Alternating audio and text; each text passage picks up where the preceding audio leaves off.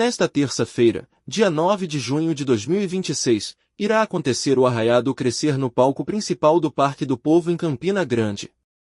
O Arraiá do Crescer, o arraia do maior encontro da família católica, estreia este ano no maior São João do mundo, nos dias 9 e 16 de junho.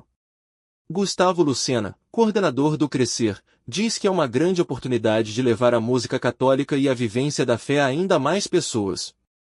E que une cultura, tradição e espiritualidade no mesmo espaço.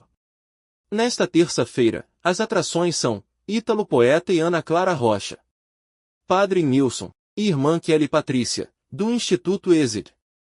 Caso você não consiga ir para o Parque do Povo neste dia, não tem problema. O Arraia também será realizado no dia 16 de junho, com a presença de Teto Fonseca, Thiago Brado e William Sanfona.